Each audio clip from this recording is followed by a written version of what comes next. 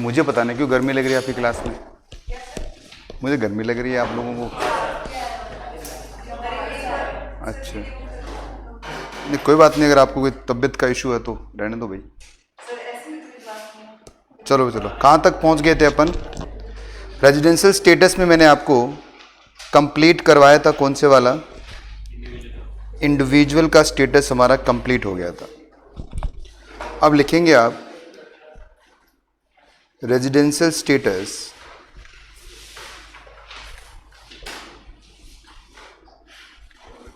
Of HUF. जैसा आपको पता है बच्चों, एचयूएफ के भी स्टेटस इसी टाइप का आएगा आपका। एचयूएफ भी क्या होगा, या तो वो रेजिडेंट होगा या वो नॉन रेजिडेंट होगा,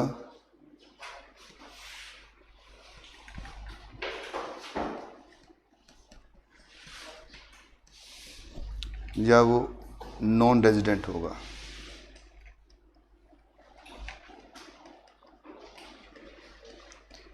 रेजिडेंट होगा तो फिर वो दो टाइप का बन सकता है। कौन कौन से टाइप हैं दो में से?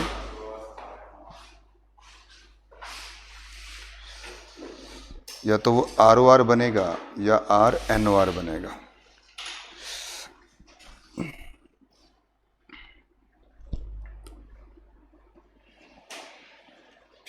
ठीक है, अब ये स्टेप नंबर 1 है आपका, ये आपका स्टेप नंबर 1 है, और ये है आपका स्टेप नंबर 2। तो जो स्टेप नंबर 1 है आपका, मतलब रेजिडेंट वो कब बनेगा, उसके लिए सिर्फ सिंपल सी कंडीशन है, अगर कंट्रोल और मैनेजमेंट पूरी तरह इंडिया के बाहर है तो वो क्या बनता है? नॉन रेजिडेंट बनता है। अगर कंट्रोल और मैनेजमेंट थोड़ा सा भी इंडिया के अंदर आ गया तो वो क्या बन जाएगा? रेजिडेंट बन जाएगा। ठीक है, इतनी सी बात है बस। सारी कहानी किसके ऊपर आती है? कंट्रोल और मैनेजमेंट पे आती है। तो आप लिखेंगे एचयूएफ, जो आपका एचयूएफ है,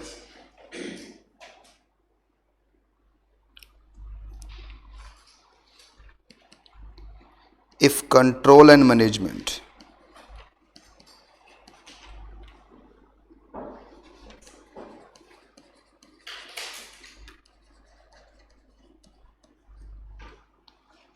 of its affairs is situated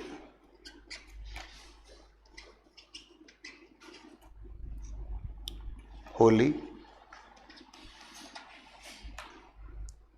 or partly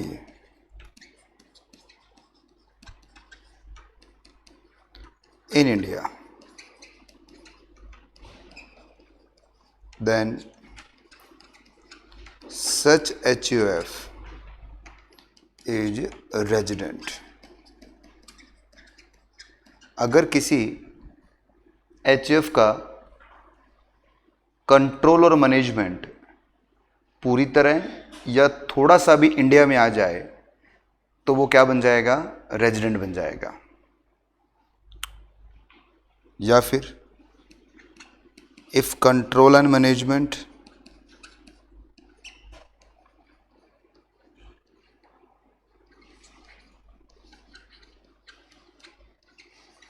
of its affair is wholly situated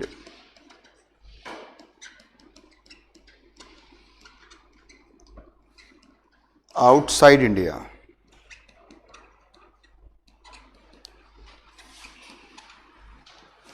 then such HUF is क्या बनेगा बताओ? Non resident. ठीक है,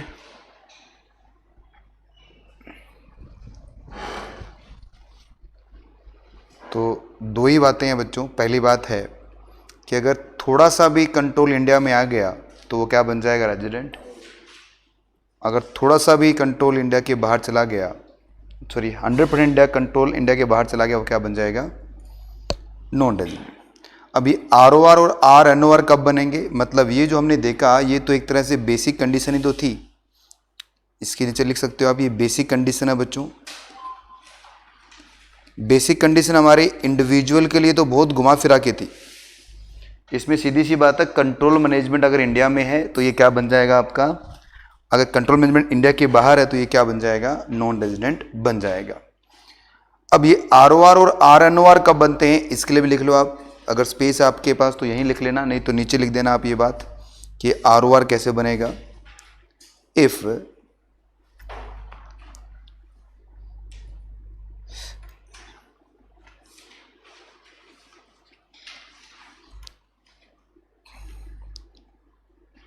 कर्ता of H U F satisfied both additional condition,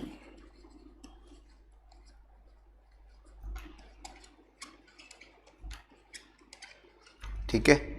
अगर आपने इसके नीचे लिखा है तो इतना लिख देना, अगर आपके नीचे की तरफ लिखा है आपने इसको तो लिख देना, फिर इसके आगे लिख लेना आप then such H U F called R O R. इसमें क्या लिखोगे आप, if karta of H U F not satisfied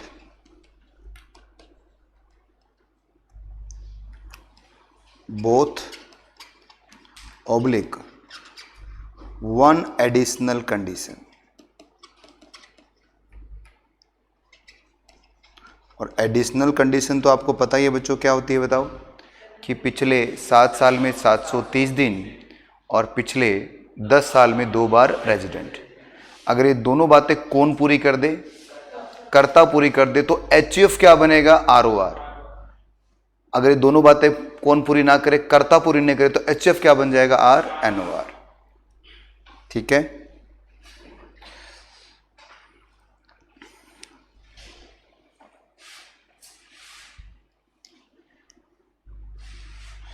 अगर मैं इसको थोड़ा सा डायग्राम के फॉर्मेट में बनाऊं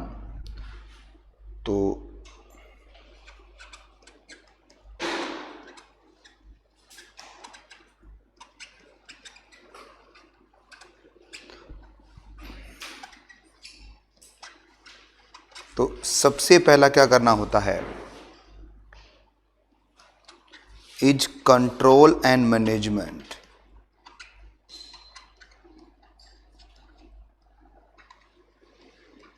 कंट्रोल एंड मैनेजमेंट होली और पार्टली इन इंडिया। आंसर इसके या तो यस आएगा या नो आएगा। हाँ सर, तो ये क्या बन गया है, रेजिडेंट बन गया है। अगर नो आएगा तो ये क्या बन गया बच्चों, नॉन रेजिडेंट। तो अब इसका मतलब यस बन गया है, तो आपको एक कंडीशन और देखनी पड़ेगी। अब वो क्या है, if karta of H U F satisfied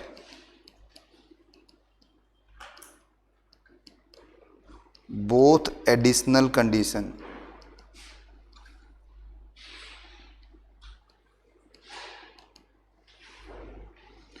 answer is yes और नो। अगर आंसर इसका यस है तो एच एफ क्या बन जाएगा, अगर नो आंसर है तो एच एफ क्या बन जाएगा बच्चों,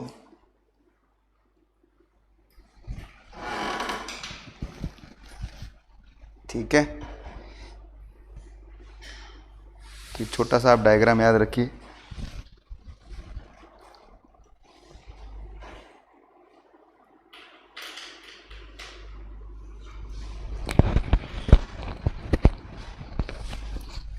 एक हमारे मॉड्यूल में एक क्वेश्चन है, पहले उसको करके देखते हैं अपन। है हाँ, एडिशनल कंडीशन सेम ही है, 730 दिन वाली वो जो कंडीशन है वही है। जल्दी से मुझे क्वेश्चन करके दिखा देंगे आप। हमारे मॉड्यूल में एक क्वेश्चन है बच्चों, इलस्ट्रेशन नंबर 2 है उसका नाम।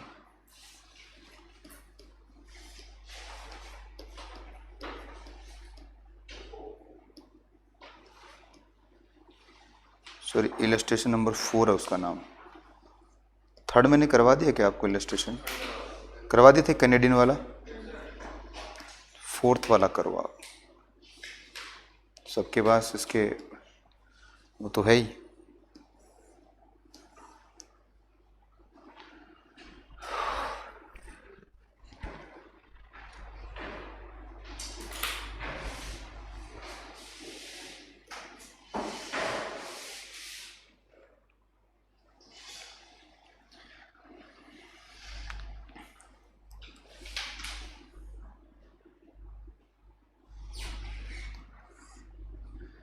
The business of HUF is transact from Australia and all the policy decision are taken there. इसका मतलब HUF का जो बिजनेस है उसके सारे डिसीजन कहाँ लिए जाते हैं? इंडिया के बाहर। तो HUF का स्टेटस क्या हो गया? खत्म। मिस्टर ई जो करता है इस HUF के, who was born in Kolkata or visit India during the previous year 22-23 after 15 year, 15 साल के बाद में डी जो कोलकाता में बोर्न हुए थे, इसका मतलब वो सिटीजन है इंडिया के, और वो कहां पर आ रहे हैं? इंडिया में आ रहे हैं। He come to India 1/4/2022 and leave for Australia 1/12/2022। इसका मतलब वो कितने दिन इंडिया में रुका था बच्चों? सर चौथा महीना पूरा, 5वां, 6ठा, 7वां, 8वां, 9वां, 10वां, 11वां और 12वें महीने का एक दिन, क्योंकि जाने वाला दिन भी तो काउंट करोगे आप। तो ये हो गए 30 डेज, ये हो गए 31, ये हो गए 30 डेज, ये हो गए 31, ये भी 31, ये हो गया 30। क्या मशीन से चला दी तूने? एक दिन और जोड़ देना इसमें, बताओ कितना हो गया?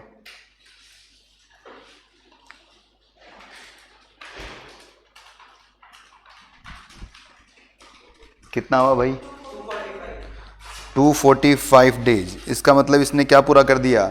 बेसिक कंडीशन फर्स्ट पूरी कर दी है, क्योंकि HF तो नॉन रेजिडेंट बन गया, उसके लिए तो आगे कुछ पढ़ना ही जरूरत नहीं है। अब ये क्या डिटरमाइन करना है? स्टेटस मिस्टर ई का भी, इस ई का भी करना है और HF का भी करना है। तो HF का तो हमें पता है क्या है, वो नॉन रेजिडेंट है, पर ई क्या बन रहा है? क्योंकि 245 दिन इंडिया में रह गया वो, तो इसका मतलब उसने बेसिक कंडीशन तो पूरी कर दी है। अब क्या रहेगी? कौन सी कंडीशन रहेगी उसकी? एडिशनल, क्योंकि 10 साल 15 साल के बाद इंडिया में आ रहा है, तो इसका मतलब क्या हो गया? इसके पीछे 7 साल में वो एक भी दिन इंडिया में नहीं था, और ना ही 10 साल में 2 बार रेजिडेंट बना होगा। तो इसका मतलब बेसिक कंडीशन ही पूरी कर पाया, तो ये क्या बन जाएगा? RNOR।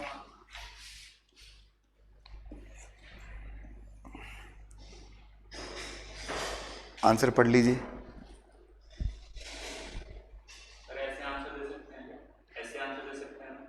जो लिखा हुआ है इसमें ऐसे देंगे, और कैसे देंगे? नहीं देखिए, डिपेंड करता है ना। जैसे ये क्वेश्चन आपके सामने है, ये क्वेश्चन आपको लगता है एग्जाम में पूछेगा? वो नहीं पूछ सकता। हाँ, ऐसा लिखना है उसमें, तो इतना ही लिख के आना है बस, ठीक है? चला दिया।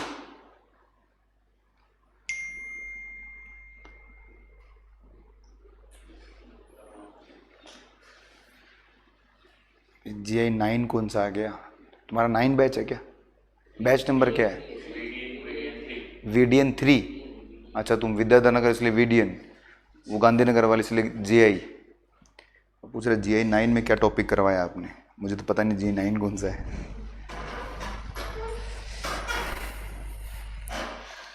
मेरा ये पहला बैच है बच्चों सेंटर पे।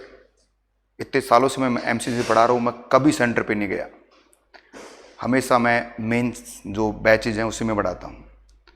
जो भी GI 1, GI 2 और GI 3 जो 3 बैच होते हैं स्टार्टिंग के, जो टॉप बैच हैं, सिर्फ उसमें इतना ही टाइम होता है मेरे पास, उतना पढ़ाता हूँ मैं।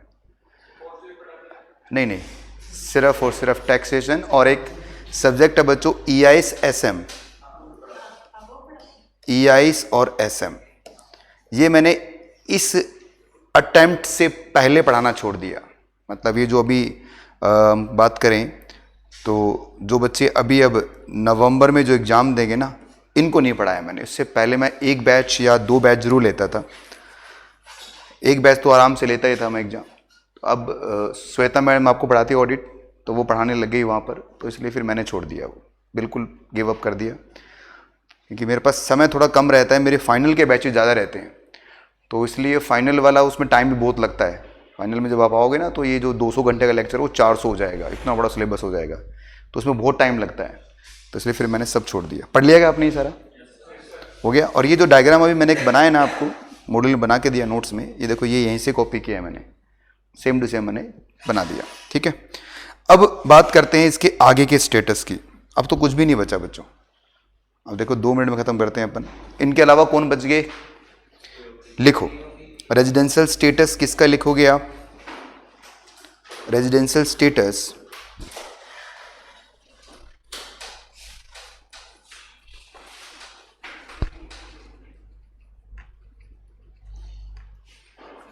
ऑफ फर्म, फर्म मतलब पार्टनरशिप फर्म की बात हो रही है,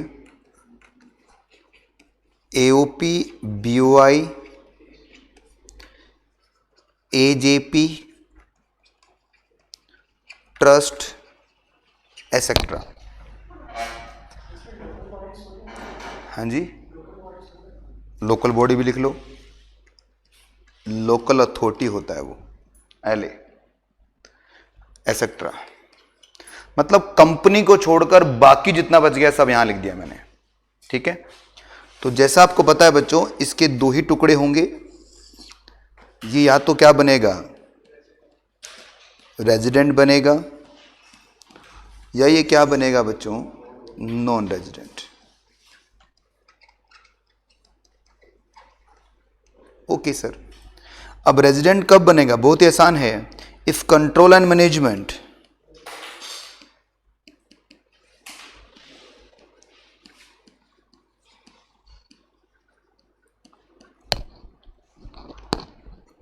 इट्स अफेयर, अफेयर का मतलब होता है कामकाज, जो भी कंपनी कामकाज करती है, इज सिचुएटेड, कहां पर सिचुएटेड हो जाए, क्योंकि रेजिडेंट बना रहा हूं इसको मैं,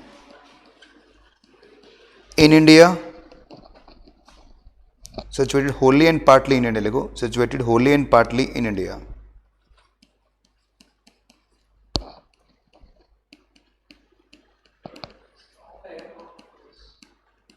हाँ जी,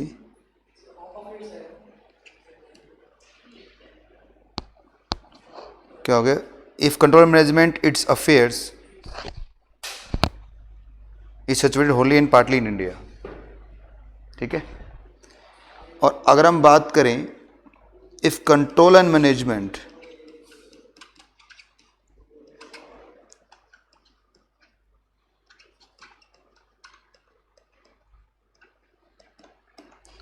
इट्स अफेयर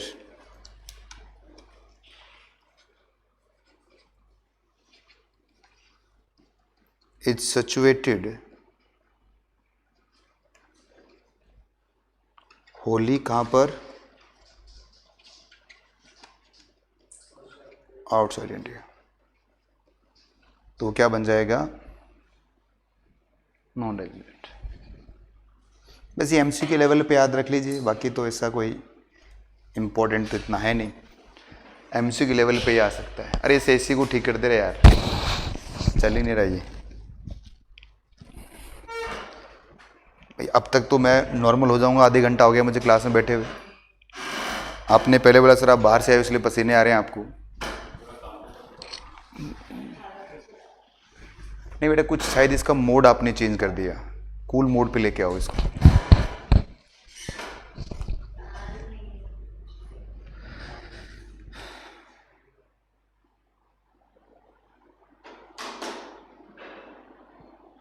आवाज तो आई है कुछ,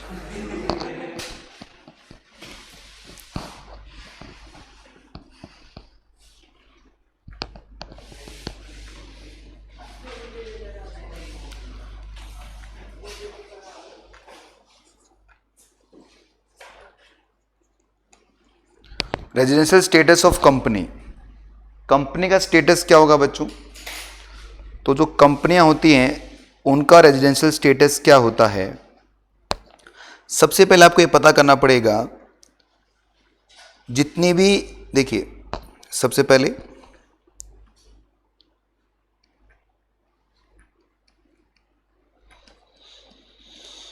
it's company N Indian company, अगर कोई कंपनी इंडियन कंपनी, अब इंडियन कंपनी कौन सी होती है? वो कंपनियां जो आरओसी में रजिस्टर्ड होती हैं बच्चों, उन्हें हम क्या बोलते हैं? Indian companies. जो भारत में रजिस्टर्ड हैं उन सभी कंपनियों को इंडियन कंपनी बोलते हैं। अगर ये कंपनी यस इंडियन कंपनी है तो ये ऑलवेज क्या होगी? रेजिडेंट, हमेशा इन्हें रेजिडेंट माना जाएगा, ठीक है ना। जितनी भी इंडियन कंपनीज है जो आरओसी में रजिस्टर्ड हैं वो हमेशा क्या होंगे? आपकी रेजिडेंट मानी जाएंगी। अगर आंसर आ जाए नो कि भाई इंडियन कंपनी नहीं है, इसका मतलब क्या हो गया? दैट इज सच कंपनी क्या है?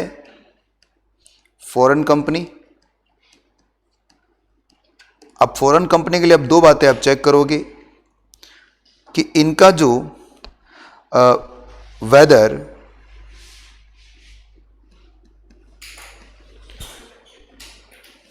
POEM, place of effective management of company is in India, कि आपका जो प्लेस ऑफ इफेक्टिव मैनेजमेंट है वो इंडिया में है, तो ये फिर से क्या बन जाएंगी? रेजिडेंट बन जाएंगी। जैसे हम बात करें फ्लिपकार्ट की, फ्लिपकार्ट बच्चों इंडिया में रजिस्टर्ड नहीं है, पता होगा आप लोगों को ये बात। सिंगापुर रजिस्टर्ड है फ्लिपकार्ट, पर उसका मेन बिजनेस कहाँ ऑपरेट होता है? इंडिया में। इसलिए फ्लिपकार्ट आरओसी में रजिस्टर्ड न होते हुए भी क्या है? रेजिडेंट है बेटा, ठीक है ना। अगर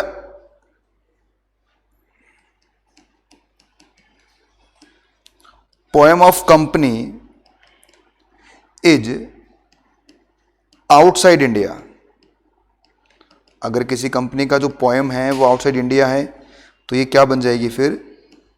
नॉन रेजिडेंट। वैसे आप इसको पढ़ना चाहो तो पढ़ो, क्योंकि ये पूरा कहानी आप फाइनल में पढ़ोगे। जब सीए फाइनल में आप आओगे तो ये कंपनी का स्टेटस वहाँ पे स्टार्ट होगा आपका।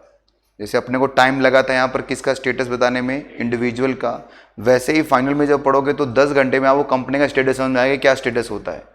इंटरमीडिएट में इन्होंने 2 लाइनों में लिखा, हूँ आपको मॉड्यूल में दिखाऊंगा, तो इतना काफ़ी है आपके लिए।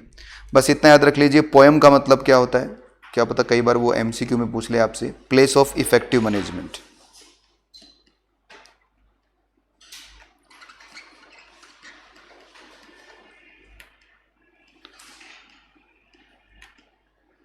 उसे हम पोएम कह देते हैं, कि जो भी आपका प्लेस ऑफ इफेक्टिव मैनेजमेंट होगा वो क्या बन जाएगा? आपका पोएम बन जाएगा। ठीक है भाई, हो गया। तो ये थे आपके रेजिडेंशियल स्टेटस सेक्शन 6 हमारा यहाँ कंप्लीट हुआ। मैंने क्या बोला था? 2 पार्ट में हम इसको कंप्लीट करेंगे। एक पार्ट में क्या आएगा? रेजिडेंशियल स्टेटस, और दूसरे में क्या आएगा? Scope of total income. चलो, residential status of firm and AOP BOIs थोड़ा सा रीड कर लेते हैं अपन। रेजिडेंट और नॉन रेजिडेंट, बताओ भाई क्या लिखवाया था मैंने? अगर कंट्रोल और मैनेजमेंट होली सिचुएटेड कहां पर हो जाए या पार्टली सिचुएटेड कहां पर हो जाए? इंडिया में, तो क्या बन जाएगा वो? अगर मान लीजिए पूरा बाहर है तो क्या बन जाएगा? पढ़िए, फॉर्म एओपी बीओआई, देखो एसेट्रा के अंदर क्या हो गया, इसके अलावा भी जो है सब आ जाएंगे। Would be resident in India if control and management of its affair is situated wholly और partly in India. Where the control and management of affairs is situated wholly and outside India, the firm AOP BOI would be become a okay। Company की बात करें, बताओ क्या होगा? कि अगर company क्या है? इंडियन कंपनी है, मतलब वो आरओसी में रजिस्टर्ड है, तो क्या हो जाएंगी? अगर वो फॉरेन कंपनी है और उसका पोएम कहां पर आ गया? इंडिया में आ गया, तो भी क्या बन जाएगी? रेजिडेंट। अदरवाइज क्या बनेगी? आज का मतलब जो जितने भी फॉरेन कंपनियां हैं जिनका जो पोएम होता है वो इंडिया के बाहर होता है, वही कंपनी क्या बनती है? नॉन रेजिडेंट बनती है, ठीक है ना। तो देखो यहां लिखा भी हुआ है, a company would be resident in India if any previous year, if it is an Indian company और its place of effective management, मतलब POEM, is that company is in India. या तो वो इंडियन कंपनी है या कोई भी company जिसका प्लेस ऑफ इफेक्टिव मैनेजमेंट कहां पर आ जाए, इंडिया में आ जाए, तो वो क्या बन जाएगी, रेजिडेंट बन जाएगी। प्लेस ऑफ इफेक्टिव मैनेजमेंट का मतलब हो गया place where the key management and commercial decision of the necessary for conduct of business of an entity as a whole are substance made, कि जहां पर आप अपने बिजनेस के की डिसीजन लेते हैं, मेन डिसीजन लेते हैं, वो क्या होगा, आपका प्लेस ऑफ इफेक्टिव मैनेजमेंट माना जाएगा। नहीं, हेडक्वार्टर नहीं, मेन डिसीजन जहां लिए जाते हैं, जैसे कौन सी कंपनी को मर्ज करना है, कौन सी कंपनी को नहीं मर्ज करना, कितना डिविडेंड देना है इस बार, कितना डिविडेंड नहीं देना, ये सब की डिसीजंस होते हैं बच्चों। कौन सी ब्रांच को वाइंड अप करना है, कौन सी ब्रांच को हमें एक्सपांशन में लेके जाना है। वो आपने एसएम पढ़ना स्टार्ट कर दिया क्या? अच्छा, अभी नहीं पढ़ा क्या? अभी एसएम में एक चैप्टर नंबर 4 पढ़ोगे, वहां बताएंगे आपको स्ट्रेटेजीज के बारे में। तो एक्सपांशन की स्ट्रेटेजीज हैं, लिक्विडेशन की स्ट्रेटेजीज हैं, टर्न अराउंड की स्ट्रेटेजीज है, कंपनी को कैसे कब बढ़ाना है, कब कंपनी की जितनी भी ब्रांचेज उनको कम करना है, वगैरह वगैरह। ये कौन करेगा? सोचिए, मित्तल कॉमर्स क्लासेस को एक नई ब्रांच ओपन करनी है जयपुर के अंदर, ये डिसीजन कौन लेगा? मैं लूंगा। हालांकि मैं भी इस ऑर्गेनाइजेशन का एक पार्ट हूं, पर मेरा काम ये नहीं है। जो एक नई ब्रांच ओपन हो जाएगी तो उस पर मुझे पढ़ा के आना है, तो वो डिसीजन मेरा है कि सर कितने बजे मुझे क्लास लेनी, कितने बजे नहीं लेनी, वो डिसीजन मेरा हो सकता है। पर कौन सी ब्रांच चलानी है, कौन सी बंद करनी है, कैसे एडवर्टीजमेंट देना है, क्या होगा, ये सब मैनेजमेंट लेता है बच्चों। मैनेजमेंट का मतलब क्या हो गया? जो आपके मैनेजरियल पर्सन है, कंपनी के जो ऑनर है, जो कंपनी के मालिक है, वो ये डिसीजन लेंगे। तो जो भी ये डिसीजन जहां भी लिए जाएंगे उसे हम क्या कह देंगे? उन्हें हम कह देंगे बच्चों की मैनेजमेंट डिसीजंस। तो जहां भी ये डिसीजन लिए जाते हैं वहां माना जाता है इसका place of effective management. Flipkart का नाम मैंने अभी एग्जांपल भी दिया था फ्लिपकार्ट का आपको। तो फ्लिपकार्ट के अंदर क्या है बच्चों? फ्लिपकार्ट में जो बंसल और बिनी, पता होगा आपको, ये दो फ्रेंड है, ब्रदर तो नहीं है। पहले ये अमेजोन में अमेरिका में काम करते थे, बाद में इनके दिमाग में आया कि क्यों ना अपने इंडिया में चलते हैं, खुद का अपना एक फ्लिपकार्ट बनाएंगे।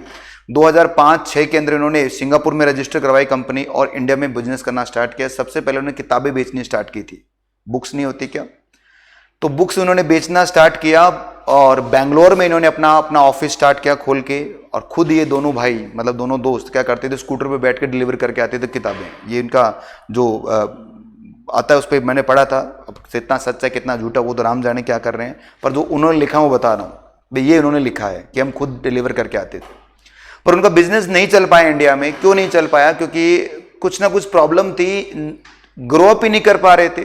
2007 निकल गया, 8 निकल गया, उनका बिजनेस वो थोड़ा सा 5% 7% बस उतना हुआ, कोई नए कस्टमर ही नहीं आ रहे। उनको कहा कि अमेरिका में इतना बढ़िया ई कॉमर्स बिजनेस चल रहा है, इंडिया में क्यों नहीं चल रहा? तो उनको एक चीज समझ में आया कि इंडिया में एक प्रॉब्लम है, इंडिया वाले लोग जल्दी से भरोसा नहीं कर पा रहे। क्योंकि जब ये नया बिजनेस अपना लेके आए थे ई कॉमर्स का, उसमें पहले पेमेंट करना पड़ता है आपको ऑनलाइन, उसके बाद ही किताबें डिलीवर कर रहे थे। और उस समय नया बिजनेस था, लोगों को भरोसा ही नहीं, कल को मैं पेमेंट कर दूं कोई किताब ही ना आए, इसलिए कोई लेना नहीं चाह रहा था। फिर पहली बार पूरे वर्ल्ड में पहली बार कैश ऑन डिलीवरी का जो कंसेप्ट था वो फ्लिपकार्ट लेके आया। उन्होंने कहा कि हम आपको डिलीवर करेंगे, उसके बाद तो पेमेंट कर दोगे। लोगों ने कहा दिखाओ, फिर उन्होंने डिलीवर करना स्टार्ट किया। और आज मुझे बताइए बच्चों, जब एक बार विश्वास बन गया कस्टमर के अंदर कि हाँ कि डिलीवर कर रहे हैं, जो सामान मंगवाया वही भेजा जा रहा है, हर एक आदमी फ्लिपकार्ट को कहीं ना कहीं यूज करता, आपने भी बहुत यूज किया होगा फ्लिपकार्ट को। तो अब आप मुझे बताइए, पेमेंट ऑनलाइन करो चाहे कैश ऑन डिलीवरी करो, अब आपको कोई फर्क नहीं पड़ता, क्योंकि आपको विश्वास हो चुका है कि भाई पेमेंट कहीं नहीं जाने वाला। और अब देखिए कैसे बूम पर चल रहा है। अब तो इन्होंने बेच दिया वॉलमार्ट को, निकल के बेच के ये। तो बस फिर भी अब बिनी एंड बंसल एक नया गेमिंग सॉफ्टवेयर बना रहे हैं, एक गेम बना रहे हैं बच्चों। ये गेम नहीं होता है, कौन सा गेम खेलते हैं आजकल बच्चे? वो प्ले स्टेशन नहीं, वो नॉर्मल पबजी। तो वो उस तरह का कोई गेम बना रहे हैं। देखो अब क्या होगा क्या नहीं है, ये बार पढ़ के देखेंगे आप। Is the company N Indian company? Yes. तो ये क्या बन जाएगी? रेजिडेंट बन जाएगी। जैसे मैंने डायग्राम बनाया, बस थोड़ा इसने ऐसा टेढ़ा बना दिया, मैंने थोड़ा सीधा बना दिया। Whether the poem of the company is India in the relevant previous year, हाँ तो इसका मतलब फिर रेजिडेंट बनेगा। नो के मतलब में क्या होगा? ये नॉन रेजिडेंट बन जाएगा। तो अगर एक इंडियन कंपनी है तो ऑलवेज रेजिडेंट होंगी। अगर एक फॉरेन कंपनी है तो ये रेजिडेंट तभी होंगी यदि इनका पोएम कहां पर आ जाए? इंडिया में आ जाए। बाकी पोयम कैसे सेट होते हैं, कैसे बनते हैं, ये सारी कहानी आप जब फाइनल लेवल पे आओगे वहां आपको पढ़ना है, ठीक है ना। तो guidelines issue by the CBDT determine the POEM of the foreign company and transaction mechanism of company which incorporated outside India has not been assessed in the India earlier in the income resident, ये सारी बातें, ये सब आप chapters, जो international taxation नाम का एक पेपर 6C होता है बच्चों, फाइनल में ना इलेक्टिव पेपर मिलेंगे आपको, आप चूज कर सकते हो कि कौन सा पेपर पढ़ना है कौन सा नहीं पढ़ना। तो इलेक्टिव पेपर में एक पेपर 6C होगा इंटरनेशनल टैक्सेशन के नाम से, वहां पर आपको ये सारी कहानी समझाई जाएगी, ये पोयम क्या होता है, कैसे बनता है, ठीक है। तो उसके लिए अभी फाइनल में आना पड़ेगा, और फाइनल में आने के लिए पहले आपको इंटरमीडिएट पास करना पड़ेगा, और इंटरमीडिएट पास करने से के लिए आपको पढ़ना पड़ेगा, ठीक है। Residential status, local authority, artificial judicial person, मैंने तो एक साथ ही लिखवा दिया, बुक में अलग अलग तरीके से लिखा हुआ है, कैसे लिखा हुआ बताओ बच्चों। Residential status of local authority and artificial judicial person, local authority and artificial judicial person would be resident in India if control and management of its affair is situated wholly और पार्टली इन इंडिया। ये non resident कब बनेंगे? Where the control and management of affairs is situated wholly और outside India they would become non resident. तो ये उस समय क्या हो जाएंगे? नॉन रेजिडेंट हो जाएंगे, ओके। तो यहां पर आके आपका सेक्शन 6 पहले कंप्लीट हो रहा है, हमने सारा इसमें रीड भी कर लिया, मॉड्यूल भी पढ़ाया, मैंने आपको लिखवा भी दिया, जितना लिखवाया उतना आप याद कर लीजिए, मोर देन सफिशिएंट है, इससे बाहर नहीं आने वाला कुछ भी। चलिए अब बात करते हैं सेक्शन 5 की, स्कोप ऑफ टोटल इनकम। अब आपको मैं फिर से उस टॉपिक पे लेके चलता हूं जब मैंने ये टॉपिक शुरुआत की थी। मैंने आपको एक बात बोली थी कि अगर आप रेजिडेंट हैं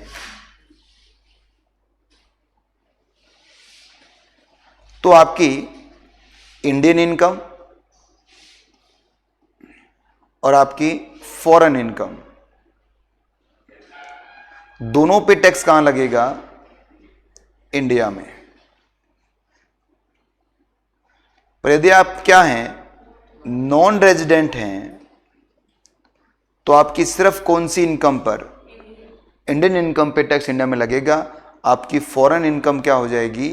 एग्जम्प्ट हो जाएगी, जिस पे टैक्स चार्ज नहीं किया जाएगा। एग्जम्प्ट का मतलब होता है जिस पे गवर्नमेंट टैक्स नहीं लेती, इसे बोलते हैं एग्जम्प्ट, ठीक है। तो अगर आप रेजिडेंट हैं तो आपकी फॉरेन इनकम और इंडियन इनकम दोनों टैक्सेबल है, और आप नॉन रेजिडेंट हैं तो आपकी सिर्फ इंडियन इनकम टैक्सेबल है, फॉरेन इनकम टैक्सेबल नहीं है। ये मैंने आपको शुरुआत में बताया था। और अब हम इनकम को डिफाइन करना सीखते हैं। सबसे पहले पेज नंबर 14 पे आइए आप भी, और देखिए क्या लिखा हुआ है। Scope of total income, section 5 provided the scope of total income in terms of residential status. The SSC, because of incidence of tax of any person depend upon his residential status. बता रखा है कि sir कि incidence of tax, incidence का मतलब होता है tax कितना लगेगा, ये किस पर डिपेंड करता है कि आपका रेजिडेंशियल स्टेटस क्या है। मतलब सर, मतलब अगर आप रेजिडेंट हैं तो आपकी इंडियन इनकम, फॉरेन इनकम सभी टैक्सेबल हो जाएगी। फिर यदि आप नॉन रेजिडेंट है तो सिर्फ और सिर्फ इंडियन इनकम टैक्सेबल होगी। इसका मतलब आपका जो स्टेटस है उसके बेस पर ही क्या देना पड़ेगा? आपको टैक्स देना पड़ेगा। आई बात यहां तक समझ में? The scope of total income of SSC depend upon the following 3 important consideration. तो ये 3 पॉइंट्स पर ये डिपेंड करता है। तो सबसे पहला इंपॉर्टेंट कंसिडरेशन क्या है कि आपका स्टेटस क्या है। मतलब अगर आपको किसी पर्सन के हाथ में इनकम को टैक्सेबल करना है तो आपको 3 बातें पता होनी चाहिए। सबसे पहली बात क्या है बच्चों? रेजिडेंशियल स्टेटस क्या है किसी एसएससी का, ये आपको पता करना पड़ेगा, जो हम सीख चुके हैं अंडर सेक्शन 6 के अंदर। दूसरी बात क्या है? The place of accrual of receipt of income whether actual और डीम्ड। जब मैं कहूं, दूसरी बात यह है कि वो इनकम आपने कहां से कमाई है। मतलब सर, अरे तभी तो पता चलेगा ये फॉरेन इनकम है या फिर इंडियन इनकम है। और तीसरी बात क्या है बच्चों? The point of time at which the income had accrue और was received behalf of the SSC. किस समय ये इनकम कमाई गई है। अगर आपने income during the previous year कमाई है तभी क्या होगा? ये टैक्सेबल होगा, अदरवाइज ये टैक्सेबल नहीं होगा। आई बात समझ में? एक बार फिर देखते हैं, 3 बातें आपको देखनी है बच्चों। सबसे पहली बात क्या है, स्टेटस क्या है आपका, इनकम का नेचर क्या है, और इनकम आपने कब कमाई है। इन तीनों के बेस पर आपकी टोटल इनकम क्या होगी, टैक्सेबल होने वाली है। ओके, अब हम देखने जा रहे हैं बच्चों, the admit of total income of the 3 class of SSC. 3 class है हमारे, कौन कौन सी 3 क्लास है? पहला क्लास कौन सा है बच्चों? दूसरा क्लास कौन सा है? R N O R. और तीसरा कौन सा है? N R. ठीक है, तो रेजिडेंट एंड ऑर्डिनरी रेजिडेंट, ये कौन है बच्चों? R O R. बताओ आर ओ आर के हाथ में कौन सी इनकम टैक्सेबल होती है? ऑल इनकम, चाहे वो फॉरेन इनकम हो चाहे वो, देखो ये बात यहां भी लिखी हुई है, the total income of resident SSC would be under section 5(1) consist of, ये 3 इनकम इनके हाथ में टैक्सेबल होती है। पढ़िए बच्चों, सबसे पहली कौन सी है? इनकम रिसीव्ड और deemed to be received in India during the previous year. अगर कोई इनकम आपको इंडिया में मिली है या इंडिया में मिलने वाली है, तो वो इनकम इंडियन इनकम बन जाती है। और इंडियन इनकम क्या होती है? आरओआर के हाथ में टैक्सेबल होती है। आई बात समझ में? इनकम विच अक्रू और अराइज और डीम टू अक्रू और arise in India during the previous year. बताओ क्या लिखा? पॉइंट नंबर 1 और पॉइंट नंबर 2 में डिफरेंस क्या है बच्चों, बताओ।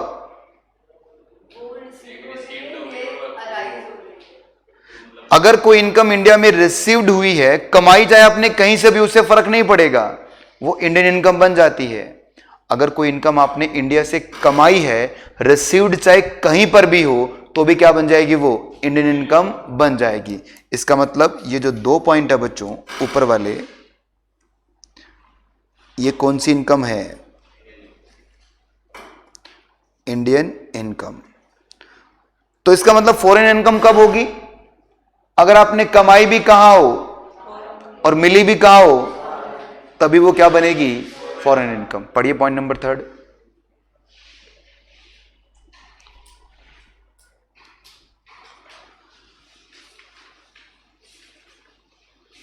इनकम इन विच अक्रू और arise outside India even if it is not received or brought into India during the previous year।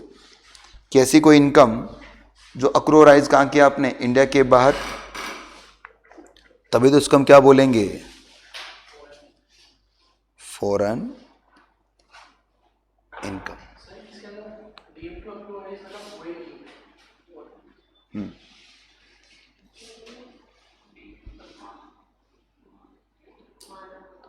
मान लिया है कि हो जाएगी, हुई नहीं है अभी, एक्चुअल में होने वाली है, हो जाएगी। बोलिए, क्या वो पूछो कुछ? नहीं। तो सर आरओआर के हाथ में फॉरेन, हाँ बच्चों, क्योंकि आरओआर के हाथ में कौन कौन सी इनकम टैक्सेबल होती है? इंडियन और फॉरेन दोनों इनकम टैक्सेबल है। तो अगर हम शॉर्टकट में देखें, अगर कोई इनकम आपने इंडिया में मिल गई आपको या मिलने वाली है, कमाओ चाहे कहीं पर भी, क्या बन जाती है? Indian income. अगर कोई इनकम आपने इंडिया से कमा ली, मिले चाहे कहीं पर भी, क्या बन जाती है? Indian income. अगर कोई इनकम आपने कमाई भी बाहर है और मिली भी, तो क्या बनेगी? और आरओआर के हाथ में, बेचारे के हाथ में सब कुछ टैक्सेबल है। चलो मैं आपसे पूछता हूं, मान लो यहां पर मैं ये काट देता और मैं लिखता नॉन रेजिडेंट, तो बताओ अब क्या फर्क पड़ता? फर्स्ट और सेकंड तो रहते, पर थर्ड वाला नहीं आता। क्यों नहीं आता बच्चों? क्योंकि एक नॉन रेजिडेंट के हाथ में फॉरेन इनकम टैक्सेबल नहीं होती। एक ही हो गया भाई।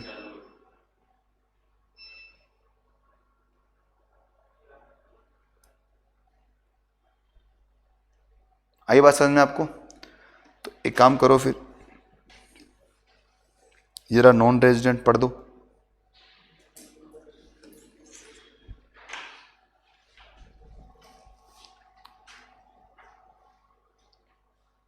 पहले 2 पॉइंट आएंगे, तीसरा पॉइंट नहीं आएगा। क्यों नहीं आएगा? क्योंकि नॉन रेजिडेंट के हाथ में फॉरेन इनकम टैक्सेबल नहीं होती। अब बात करते हैं सर, हमने दोनों की बातें कर ली, हमने दोनों की बातें कर ली। सबसे पहला कौन सा था और दूसरा कौन सा था बच्चों? एनआर। अब मैं आपको बताने जा रहा हूं कि सर तीसरा व्यक्ति कौन है? R N O R. देखिए आर एन ओ आर जो है ना, वो बिल्कुल एनआर के जैसा ही होता है। दोनों भाई हैं ये। हमारी बुक बोलती है कि आर ओ आर जैसा होता है, पर मैं कहता हूं नहीं, उल्टा मत पढ़ो, सीधा पढ़ो। आर एन ओ आर हमेशा एनआर के जैसा ही होगा। मुझे बताओ बेटा, एनआर के हाथ में कौन सी इनकम टैक्सेबल है? Indian income. कौन सी टैक्सेबल नहीं है? तो इसका मतलब इसके हाथ में कौन सी टैक्सेबल है? कौन सी टैक्सेबल नहीं है? टैक्सेबल नहीं है, ठीक है। बट एक ऐसी फॉरेन इनकम जो आपने कमाई भी बाहर है, मिली भी बाहर है, तभी तो फॉरेन इनकम है। एक ऐसी फॉरेन इनकम जिसका बिजनेस कंट्रोल या प्रोफेशन सेटअप इंडिया में है। ये फॉरेन इनकम मतलब वो किसकी वजह से कमा पा रहे हो आप? क्योंकि आपका बिजनेस का कंट्रोल या प्रोफेशन का सेटअप कहां पर है? इंडिया में है। हालांकि है ये फॉरेन इनकम। वो फॉरेन इनकम नॉन रेजिडेंट के हाथ में टैक्सेबल नहीं होती, पर आर एन ओ आर के हाथ में टैक्सेबल हो जाती है। आई बात समझ में आपको? इंडियन इनकम तो तीनों के हाथ में टैक्सेबल होगी, कोई डाउट ही नहीं है इसके अंदर। फॉरेन इनकम नॉन रेजिडेंट के हाथ में टैक्सेबल नहीं होगी, आर ओ आर के हाथ में टैक्सेबल हो जाएगी। पर आर एन ओ आर के हाथ में भी टैक्सेबल नहीं होगी फॉरेन इनकम। बस एक ऐसी फॉरेन इनकम जिसका बिजनेस कंट्रोल और प्रोफेशन सेटअप कहां पर आ रहा है? देखो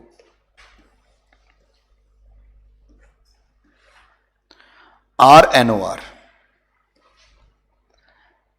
under section 5(1) total income of resident but not only resident would be consist of 1. Income received or deemed to be received in India during the previous year, मतलब Indian income. Income which accrue or rise or deemed to accrue or rise in India during the previous year, मतलब कौन सी हो गई? Indian income. और income derived from business control in profession set up in India even though it accrue or rise कहां पर? Outside India. मतलब है तो ये फॉरेन इनकम, पर इनका बिजनेस कंट्रोल और प्रोफेशन सेटअप कहां पर आ रहा है? इंडिया में आ रहा है। तो ऐसी इनकम क्या होगी बच्चों? एक आर एन ओ आर के हाथ में क्या हो जाएगी? टैक्सेबल हो जाएगी। आर ओ आर के हाथ में भी टैक्सेबल हो जाएगी, पर एन आर के हाथ में ये फॉरेन इनकम टैक्सेबल नहीं होती। इसका मतलब जो एन आर होता है उसके हाथ में कोई फॉरेन इनकम टैक्सेबल नहीं होती। आई बात समझ में? देखो मैं एग्जांपल देता हूं। सर इस इनकम का मतलब क्या होता है ये समझाइए आप। ये प्रोफेशन सेटअप या बिजनेस कंट्रोल इन इंडिया, इसका मतलब क्या है? सोचिए बच्चों, आप सीए बन गए और आपकी जॉब लग गई है दुबई के अंदर। आप बढ़िया कंपनी है दुबई के अंदर, अच्छी तरह काम कर रहे हैं, पैसा कमा रहे हैं, बढ़िया। अचानक एक दिन आपका फोन आया मेरे पास। आपने कहा सर कैसे? मैंने कहा बहुत बढ़िया। कहाँ है आजकल? आपने कहा सर दुबई में है, इस कंपनी के अंदर है, इतना पैसा कमा रहे हैं। बहुत बढ़िया बात, बता कैसे फ़ोन किया? सर एक प्रॉब्लम है छोटी सी। मैंने कहा बताओ। कह नहीं सर आप प्रॉब्लम मैं फ़ोन पे नहीं बता पाऊँगा, हमारी कंपनी के अकाउंट्स और टैक्सेशन में थोड़ा दिक्कत चल रहा है, तो आप एक काम कीजिए, आपको थोड़ा सा। मैं कहा देख भाई, अगर फ़ोन पे सॉल्व हो सकता है तो फ्री ऑफ कॉस्ट करवा ले, अदरवाइज फिर हम भी प्रोफेशनल है, ऐसे थोड़ी 5 साल तक पढ़ाई की है तो पैसा तो देख लगेगा। उसने कहा नहीं सर, आपने बोला कोई टेंशन नहीं है सर, हमारी कंपनी के पास बहुत पैसा है, आप तो बताइए कब आओगे आप? आपके आने और जाने की जो फ्लाइट्स की टिकट्स हम बुक करवा देते हैं, ठीक है, रहने खाने का भी और पेमेंट जो भी आपका है आपको दे दिया जाएगा। मैं दुबई पहुंचा। दुबई पहुंचने के बाद आपके जो अकाउंट्स हैं उनको चेक किया, टैक्सेशन को देखा, इंडेस वगैरह की जो भी नए रूल्स हैं उनके हिसाब से अकाउंट्स को सेट कर दिया, टैक्सेशन का जो भी सिस्टम था वो ठीक कर दिया। 15 दिन लगा मुझे, और 15 दिन के अंदर बढ़िया आपने मुझे रखा, वहां पर खाना वाना खिलाया और पैसे भी दे गया कि लो सर जी आपके ये 5 लाख रुपए और जाइए घर पे, टिकट आपकी तैयार है, प्लेन बाहर खड़ा है, मतलब ट्रेन बाहर खड़ी है, प्लेन में चढ़ जाना बाद में, ठीक है। अब मुझे बताओ बच्चों, ये 5 लाख जो मैंने कमाए कहाँ से कमाए, मिले कहाँ पर, तो कौन सी इनकम है, फॉरेन इनकम। पर ये किस वजह से कमा पाया, क्योंकि मेरा बिजनेस कंट्रोल और प्रोफेशन सेटअप कहां पर है, इंडिया में। आई बात समझ में आपको। ये जितने भी बिजनेस हैं जो इंडिया से ऑपरेट हो रहे हैं और विदेशों के अंदर चल रहे हैं, उन सभी बिजनेस को एनओआर के हाथ में टैक्सेबल कर दिया जाएगा। एनआर के हाथ में टैक्सेबल नहीं किया जाएगा। अगर मेरा स्टेटस इस साल के लिए एनआर है तो ये जो इनकम है 5 लाख की, ये टैक्सेबल नहीं होगी।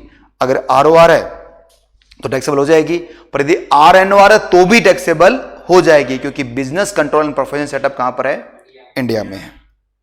बोलिए, आई बात समझ में आपको। क्या मैं इसको लिखवा दूं क्या आपको शॉर्टकट के अंदर, चलो लिखो।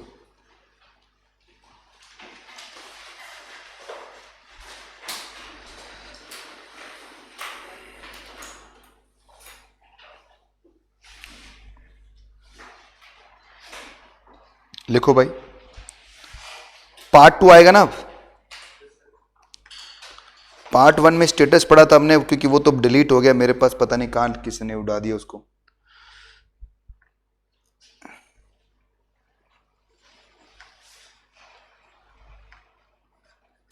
आपकी सबसे पहली क्लास कितने बजे होती है,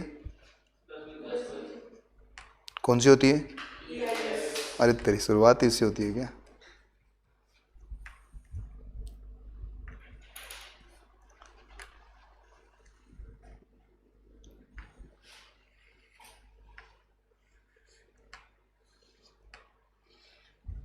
Scope of total income under section 5.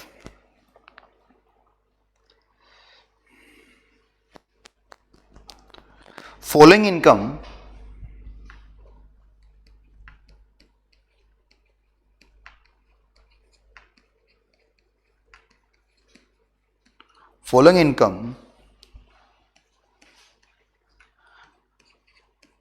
are to be included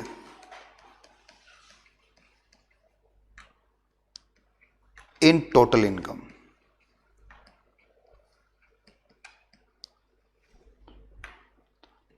Of, अब एक काम करो, एक डायग्राम ही बना दो पूरा इसका।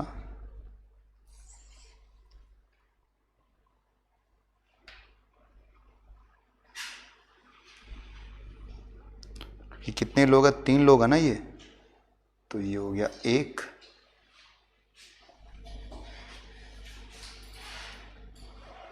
ये हो गया 2,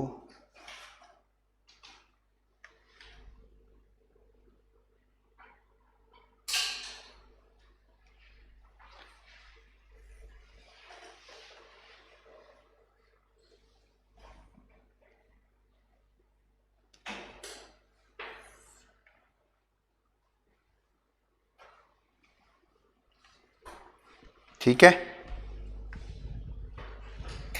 ये बना दो आरओआर, ये बना दो आरएनओआर, और ये बना दो एनआर।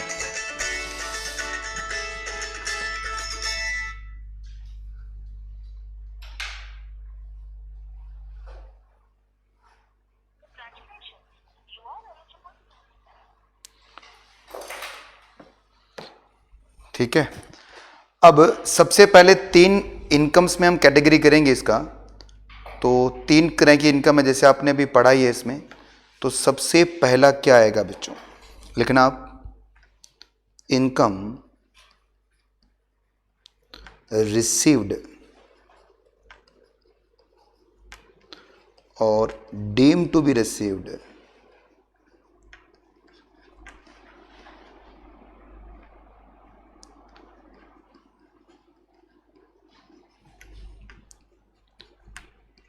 इन इंडिया। बताओ ये कौन सी इनकम है बच्चों, तो लिखो आप, दैट इज इंडियन इनकम। अभी मिले चाहे कहीं पर भी, सॉरी, अर्न चाहे कहीं से भी की हो, उससे फर्क नहीं पड़ता। अगर इंडिया में कोई इनकम आपको रिसीव्ड हो गई है तो वो कौन सी बन जाएगी? इंडियन इनकम बन जाएगी। बताओ क्या होगा? ROR के हाथ में भी टैक्सेबल, RNOR के हाथ में भी टैक्सेबल और NR के हाथ में भी टैक्सेबल। ठीक है, अब बात करते हैं दूसरी, इनकम अक्रू, अक्रूइंग और अराइज। अक्रू और राइज का मतलब होता है इनकम कमाना, और डीम टू बी अक्रू और राइज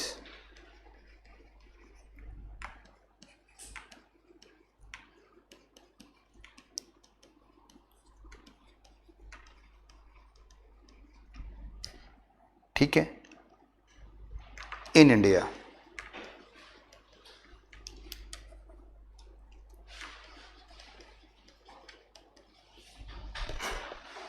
तो बच्चों बताओ ये भी कौन सी इनकम है? That is Indian income. तो इंडियन इनकम में तो क्या होगा? सबके हाथ में टैक्सेबल हो जाएगा। ठीक है, अब आएगा थर्ड पॉइंट,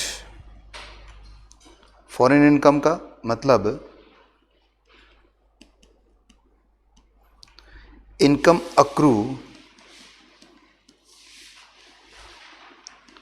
और arising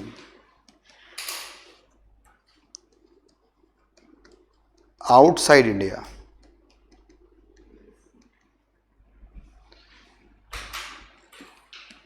that is foreign income. और ये फॉरेन इनकम क्या होगी बच्चों? इसके हाथ में टैक्सेबल और इसके हाथ में no taxable.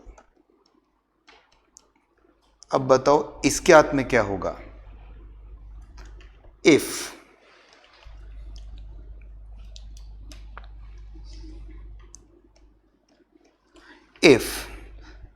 such income related to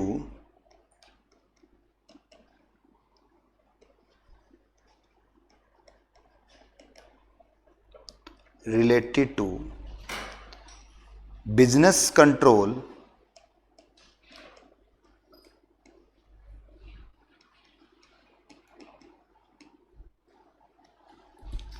और प्रोफेशन सेटअप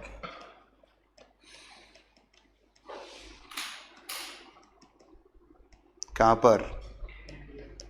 इन इंडिया। तो क्या होगा ये? टैक्सेबल। अदरवाइज का मतलब क्या हो गया कि business control and professional setup India में नहीं है, तो क्या होगा ये? No taxable.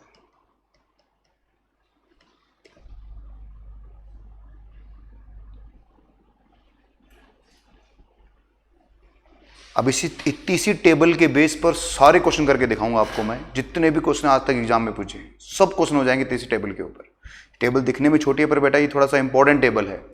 क्या बता रहे हैं इसके अंदर? ये जो पहली जो इनकम है, पहली इनकम का मतलब क्या है? कमाओ कहीं पर भी, रिसीव्ड कहाँ हो गया? इंडिया में, इंडियन इनकम। कमाओ इंडिया से, रिसीव्ड कहीं भी करो, कौन सी इनकम है? Indian income. और यदि कमाए भी बाहर, रिसीव्ड भी बाहर हुआ तो फॉरेन इनकम। फॉरेन इनकम सिर्फ किसके हाथ में टैक्सेबल है? ROR के हाथ। बोलिए, पर ये किसके हाथ में टैक्सेबल नहीं है? NR के हाथ में टैक्सेबल नहीं है। पर यदि बिजनेस कंट्रोल और प्रोफेशनल सेटअप है तो RNOR के हाथ में टैक्सेबल हो जाएगा, पर NR के हाथ में टैक्सेबल नहीं होगा। ठीक है, एक नोट लिखो नीचे।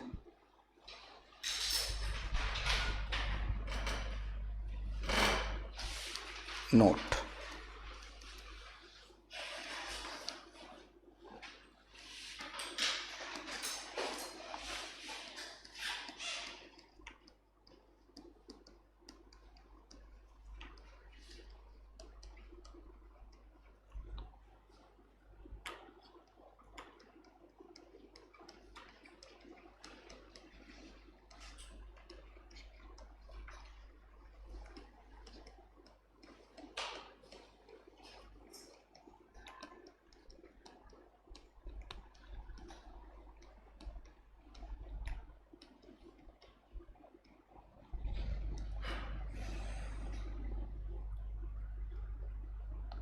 अगर कोई फॉरेन की अनटैक्स इनकम है बच्चों, वो भी पास्ट की, मतलब 2011-12 के अंदर मैंने कोई यूएस से कोई इनकम कमाई थी, उस जमाने में उस पर टैक्स नहीं लगाता, वो आज मुझे इंडिया में मिल रही है। अब मेरा स्टेटस कुछ भी हो, चाहे मैं ROR हूँ, चाहे मैं RNOR हूँ, चाहे मैं NR हूँ, ये इनकम क्या नहीं होगी, कभी भी मेरे हाथ में टैक्सेबल नहीं होगी। फॉरेन की पास्ट की अनटैक्स इनकम किसी के हाथ में भी टैक्सेबल नहीं होती, चाहे आपका स्टेटस कुछ भी हो। दूसरा लिखो इसमें note, agriculture income,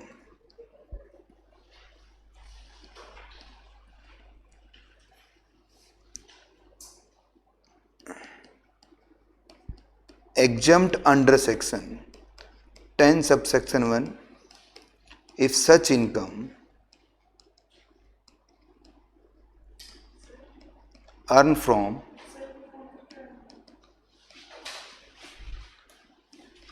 India, that is Indian agriculture income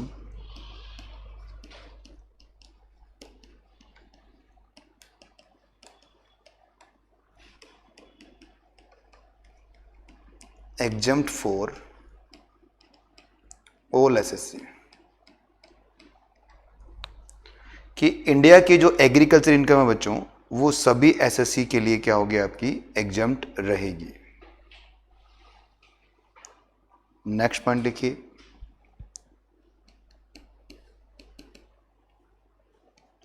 remittance is not an income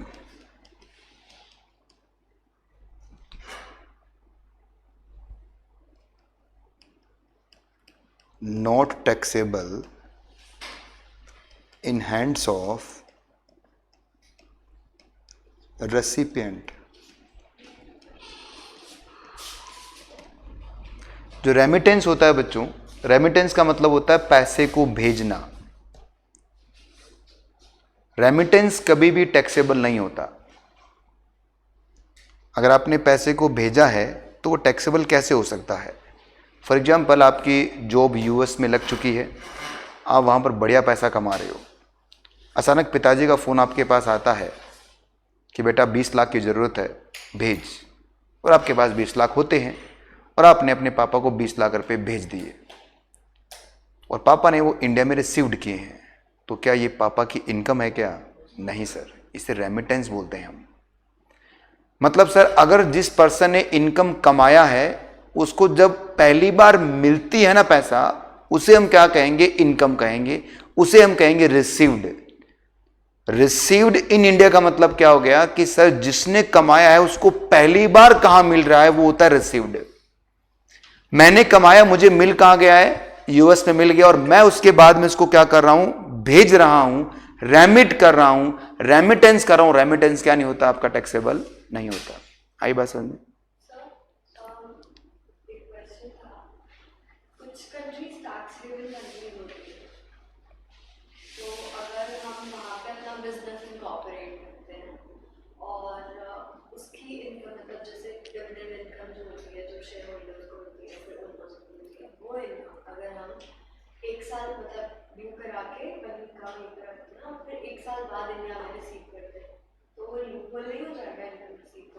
नहीं तो वो तो वहां पर ड्यू क्यों करवा रहे हो आप?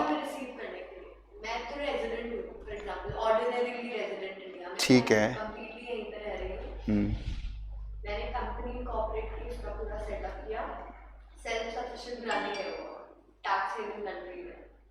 वहाँ पे मेरा जो इनकम प्रॉफिट में शेयर, ऐसा क्यों? आपको बोलो ना, एक कंपनी है बाहर की, दुबई की, जिस कंपनी मैंने इन्वेस्टमेंट किया है, और वहां पर मुझे कुछ टैक्स का मतलब कोई डिविडेंड का या इंटरेस्ट का पैसा मिला, ऐसे बोल दो ना। आप इतना घुमा के क्यों बोल रहे हो? आपको पैसा ही तो बाहर इन्वेस्ट करना है, वहां से बाहर से इनकम लेके आनी है इंडिया में, यही बोल रहे हो। ऐसी कंट्री से जहाँ पे टैक्स नहीं लगता, जैसे दुबई है, दुबई टैक्स हेवन है बच्चों। दुबई में सिर्फ इनडायरेक्ट टैक्स लगता है, अभी तक डायरेक्ट टैक्स नहीं लग रहा। हो सकता है फ्यूचर में लग जाए, पर अभी तो नहीं लग रहा, क्योंकि उनकी गवर्नमेंट के पास खूब सारा पैसा, उनको जरूरत भी नहीं है। वो कह रहा आप तो मौज करो, क्योंकि जब पैसा गवर्नमेंट के पास तो क्यों लेंगे अपनी जनता से वो। तो हाँ, अब देखिए इसमें दो चीज़ हैं। सबसे पहली चीज़, आप ये जो पॉइंट पूछ रहे हैं वो इंडिया के टैक्स के पॉइंट ऑफ व्यू से पूछ रहे हैं, तो दुबई में क्या है हमें इससे मतलब नहीं है। इंडिया के लिए इनकम है या नहीं है, अगर वो इंडिया में रिसीव्ड हो रही है आपको डिविडेंड की इनकम, इंटरेस्ट की इनकम, तो इंडिया में वो टैक्सेबल हो जाएगी। आपका क्वेश्चन ये होना चाहिए। अगर मैं, हाँ बोलिए। लूपहोल है ना ये जो फॉरेन फास्ट अनटैक्स्ड इनकम है कि वहाँ पे पिछले साल में मतलब अराइज हुई थी और मैंने उस साल नहीं ली, मतलब रिसीव नहीं की प्रॉपर्ली, फिर मैं अगले साल रिसीव कर रही हूँ, मतलब तो हो गई ना, अप्रूव हो गई, अराइज हो गई, वो वहाँ पे हुई है। फॉरेन की पास्ट की जो अनटैक्स इनकम होती है, मतलब सर गवर्नमेंट ने किसी वजह से उस पर टैक्स नहीं लगाया। देखो पास्ट अनटैक्स इनकम का मतलब क्या होता है कि ऐसी इनकम जो टैक्स होने से रह गई। अब आप दुबई की बात करें, दुबई में तो टैक्स लगता ही नहीं है भाई, तो वो अनटैक्स क्या हो गई, वो तो इनकम एग्जेम्प्ट हो गई आपकी। दूसरी बात, किसी वजह से गवर्नमेंट वो मुझसे टैक्स लेना नहीं चाहती और वो पास्ट की इनकम थी, वो डिबेटेबल इनकम थी, बाद में मुझे वो मिलती है, तो इस पे टैक्स फिर से नहीं लगेगा, क्योंकि हम कहां पर देख रहे हैं, इंडिया में देख रहे हैं। पहली बात ये, ठीक है। तो अब इसको ऐसे देखिए बच्चों आप, कि अगर कोई इनकम आपकी पास्ट की इनकम है जिस पे आपने टैक्स नहीं लगाया, तो आपका कहना है कि सर मान लीजिए कोई इनकम है मेरे पास जिस पे टैक्स नहीं लगा, वो 1 साल तक मैं वहां होल्ड कर लेती हूं, अगले साल इसको इंडिया में लेके आती हूं, क्योंकि इंडिया की वो पास्ट की अनटैक्स हो गई तो टैक्स नहीं लगेगा। ये आप कैसे डिसाइड कर सकते हैं बेटा, वो तो उस पर्टिकुलर कंट्री की गवर्नमेंट डिसाइड करेगी ना कि आपकी ये इनकम हम टैक्स नहीं करने वाले। हाँ, आपको पता चला है कि ये इनकम हमारी टैक्स होने वाली नहीं है, तो आप उसको 1 साल वहां होल्ड कर लीजिए, उसके बाद में इंडिया में ले आइए, टैक्स नहीं लगेगा। पर ये मैं डिसाइड नहीं कर सकता ना, वो तो उस कंट्री के लॉ पर डिपेंड करता है। जैसे टैक्स हेवन कंट्रीज में तो उस लोग के टैक्स लगता ही नहीं है। तो बेटा वो नहीं लगता, तो वो उस कंट्री का लॉ है, हमारा लॉ थोड़ी है। हाँ तो हमारे, मैं आरओआर हूँ अपनी कंट्री में, हाँ हाँ, मेरी तो हर इनकम पे टैक्स लगता है, पर अगर मैं उस इनकम को वहाँ पे होल्ड करके रखती हूँ और फिर 1 साल बाद लाती हूँ, तो वो तो उससे क्या फर्क पड़ेगा। नहीं लगेगा ना उससे। अब कंसेप्ट को उल्टा पढ़ रहे हैं। चलो, आप कह रहे हैं कि आप जापान में हैं, दुबई में हैं, और वहां पर आपके पास 100 करोड़ की एक इनकम है और जापान इस इनकम पे टैक्स नहीं ले रहा। मान लेते हैं जापान टैक्स हेवन कंट्री है, वो टैक्स नहीं लेता, ठीक है। आपने यहां पर ये इनकम कमा ली है और आप इंडिया के अंदर अब क्या है, इंडिया के अंदर आरओआर है, यही तो बोल रहे हैं। तो बताओ ये कौन सी इनकम है, तो क्या ये इंडिया में टैक्सेबल नहीं होगी क्या। इसमें कहां लिख दिया कि सर इंडिया में रिसीव्ड ही करना है, रिसीव्ड और deemed to be received in India. अरे आपने अगर कमा लिया है बाहर, नहीं भी मिला है तो भी तो ये फॉरेन इनकम तो है ना, तो टैक्सेबल तो हो ही जाएगी बेटा। टैक्सेबल तो लाओ चाहे मत लाओ, टैक्सेबल तो हो गई ना ये। आप क्वेश्चन घुमा रहे हो, मैं बताता हूं क्वेश्चन क्या पूछना चाहिए आपको। आपको क्वेश्चन ये पूछना चाहिए, सर एक बात बताइए, अगर कोई इनकम मैंने यूएस से कमाई, हाँ मान लो 10 करोड़ की इनकम मैंने यूएस से कमाई, और एक इनकम मैंने इंडिया से कमाई, 20 करोड़ की इनकम इंडिया से कमाई, और मेरा जो स्टेटस है वो है नॉन रेजिडेंट, तो बताओ सर कौन सी इनकम पे टैक्स लगेगा। तो मैंने कहा इंडिया की इनकम पे टैक्स लग जाएगा, ठीक है। अब एक बात बताइए सर, जैसे आपने इंडिया में एक नॉन रेजिडेंट के हाथ में इंडियन इनकम टैक्सेबल कर दी है, वैसे दुबई में तो इस 10 करोड़ पे टैक्स लगेगा ना। सोचिए, अगर आप भारत देश से कोई इनकम कमाते हैं तो आपको इंडिया में टैक्स देना पड़ता है, पर आप विदेश से इनकम कमाएंगे तो विदेश को भी टैक्स देना पड़ेगा भाई, नहीं देना पड़ेगा क्या। अब मैंने एक इनकम कमाई है कहां से, यूएस से, और एक इनकम कमा खाई है इंडिया से, और मेरा स्टेटस है आरओआर। अब मैंने यहां पर भी टैक्स दे दिया और ये क्या वापस इंडिया में आके मुझे टैक्स देना पड़ेगा। सोचिए बच्चों, वहां भी मैं टैक्स दे के आया हूं और यहां पर भी टैक्स है। अगर मैं चैप्टर नंबर 1 की आपको बात बताऊं तो वहां हमने क्या पढ़ा था कि सर जितनी भी आपकी फॉरेन इनकम्स होती है उन पे टैक्स रेट क्या है, 40% है। याद है ना आपको, ये भूलभाल के फॉरेन कंपनीज पे टैक्स रेट क्या रहते हैं आपके, 40% टैक्स रेट होते हैं बच्चों। तो मान लीजिए वहां पर मैं 40 दे के आऊं, यहां पर भी 40 दे दिया, तो बचा क्या मेरे पास फिर। ऐसा नहीं होता। जब आप फाइनल में आओगे तो वहां पर जब हम आपको ये टॉपिक फिर से पढ़ेंगे अपन, तो वहां पढ़ोगे बच्चों, रूल्स होते हैं, डीटीआरस होते हैं, ट्रीटीज होती हैं। ऐसे नहीं है कि वहां कमा लिया यहां टैक्स दे दिया, यहां कमा लिया वहां मत देना, नहीं। ट्रीटीज होती हैं, एक गवर्नमेंट दूसरी गवर्नमेंट के साथ ट्रीटी करेगी कि अगर कोई इनकम आपका पर्सन हमारे यहां पर आके कमा के जाता है और हम उससे टैक्स ले लेते हैं, तो फिर आप टैक्स मत लेना, या आप टैक्स ले लोगे तो हम टैक्स नहीं लेंगे। जब दोनों कंट्री टैक्स ले लेगी तो ये कंट्री क्या करेगी, जितना आपने यूएस में टैक्स पे कर दिया है उतना टैक्स आपको अब इंडिया में टैक्स पे करने की जरूरत नहीं पड़ेगी। कुछ रूल्स हैं, और ये रूल्स 1 मिनट में नहीं समझा सकता मैं, उसके लिए पूरे 8-10 लेक्चर लगते हैं। यूट्यूब पे मेरे वीडियोस पड़े हैं फाइनल के, आप देखोगे इंटरनेशनल टैक्सेशन के, तो वहां मिलेंगे आपको ये। तो ये चीजें ऐसे समझ में नहीं, नॉर्मल है। नॉर्मल क्या है बच्चों, इतना सा याद रखिए कि कोई पास्ट की अनटैक्स इनकम है, किसी पर्टिकुलर गवर्नमेंट ने उस पर टैक्स नहीं लिया था, डिस्प्यूटेबल मैटर था, वो आपको अब मिल रहा है 10 साल बाद, 20 साल बाद, 25 साल बाद मिल रहा है, तो वो क्या होगा, अब टैक्सेबल नहीं होगा, किसी के हाथ में टैक्सेबल नहीं होगा, आपका स्टेटस चाहे अब कुछ भी हो। ठीक है, आई बात समझ में आपको? चलो, अब हमने पढ़ा रेमिटेंस। अब एक काम करते हैं, पहले मैं आपको एक क्वेश्चन करवाता हूं। मॉड्यूल ओपन कीजिए बच्चों, आगे की कहानी हम बाद में देखेंगे, पहले हम करेंगे क्वेश्चन जो है पेज नंबर 16 पर, 2.16 पे, इलस्ट्रेशन नंबर 5।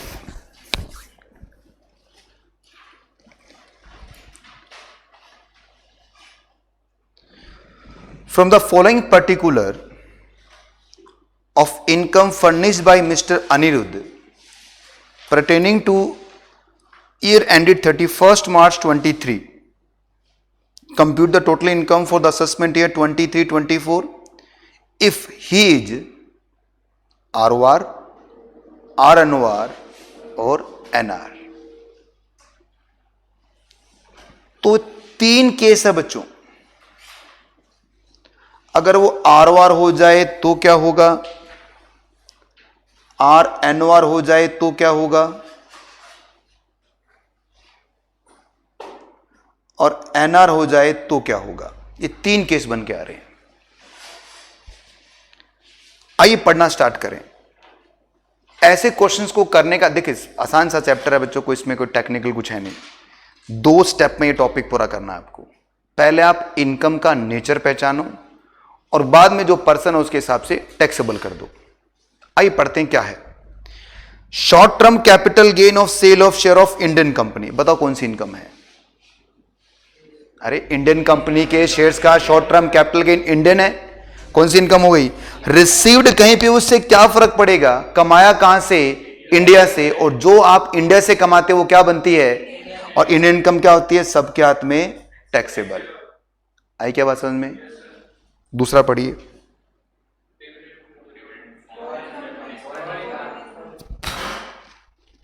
कमाया कहां से? जापान से, मिला भी कहां? कौन सी इनकम है? और फॉरेन इनकम ROR के हाथ में टैक्सेबल होता है और RNR के हाथ में टैक्सेबल नहीं है। अब बात करो RNOR के हाथ में। RNOR और NR दोनों एक जैसे होते हैं बच्चों। चेक करो क्या प्रोफेशन सेटअप या बिजनेस कंट्रोल इंडिया में कुछ है क्या ऐसा? कुछ भी नहीं है। इसका मतलब क्या होगा? टैक्सेबल नहीं होगा। आई क्या समझ में? चलो फिर आगे बढ़ते हैं, पढ़िए C, D और E आराम से, कोई जल्दी नहीं अपने को।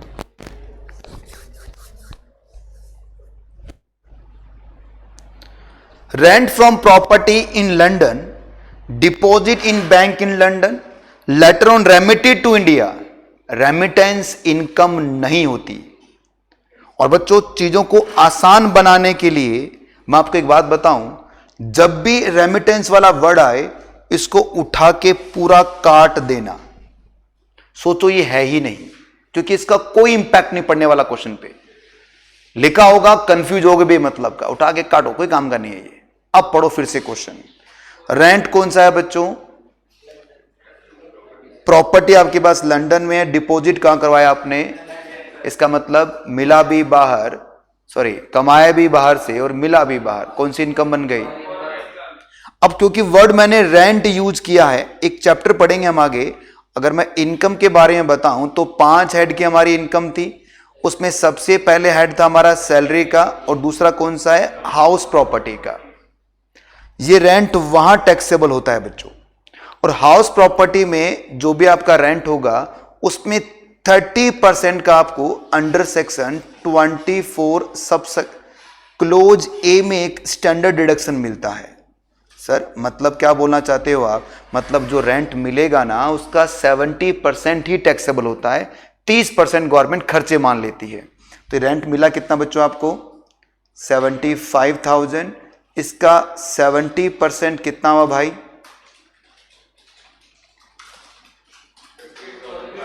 52 500। मुझे बताओ कौन सी इनकम है ये? फॉरेन इनकम है। तो अब बताओ किसके हाथ में टैक्सेबल करोगे? सिर्फ आरओआर के हाथ में, इन दोनों के हाथ में टैक्सेबल नहीं होगा, क्योंकि रेंट क्या नहीं होता, बिजनेस सेटअप और प्रोफेशनल कंट्रोल इन इंडिया नहीं होता। ठीक है, हो गया। अगला अगला पॉइंट बेटा, यस नहीं, अगला बताओ। डिविडेंड फ्रॉम आरपी लिमिटेड एक इंडियन कंपनी है, चक दो फट्टे सबके हाथ में, क्योंकि कौन सी इनकम है? लास्ट वाला, agriculture income from land in Gujarat. Gujarat की एग्रीकल्चर इनकम बच्चों एग्जम्प्ट होती है। अब आपका स्टेटस चाहे कुछ भी हो, सबके हाथ में क्या रहेगा? टैक्सेबल नहीं होगा। आया समझ में आपको क्वेश्चन?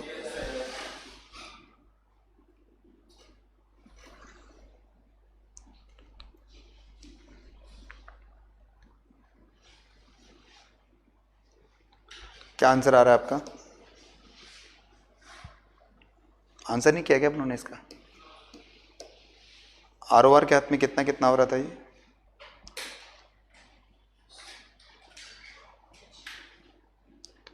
अगर मैं इसको आरओआर, आर, एनओआर और एनआर बनाऊं तो 15 तो यहां पर आ रहा है, 15 यहां भी आ रहा है क्योंकि इंडियन इनकम है, और ये 15,000 यहां पर भी आ रहा है। ये जापानीज कंपनी का था तो 10,000 केवल यहां पर आएगा, यहां पर नहीं आएगा। ठीक है ना बच्चों? इसके बाद में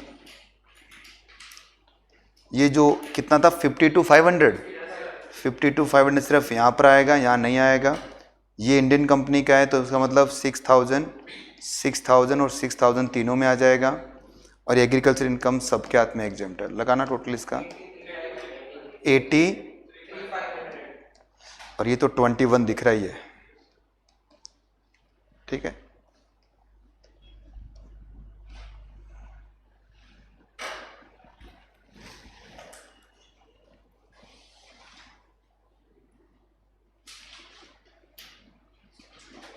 हो गया। अब आप सबके पास में प्रिंट आउट तो है ही। एक काम करेंगे बच्चों, अब एक पेज नंबर निकालेंगे आप। पेज नंबर है ये आपका 33, और वहां इलस्ट्रेशन नंबर 8 आपको नजर आ रहा है, दिख रहा है ना? आपको क्या करना है बच्चों, आपको इस तरह से इधर लाइन खींचनी है और इसके 3 टुकड़े बना लेने हैं। एक में क्या लिखोगे आप?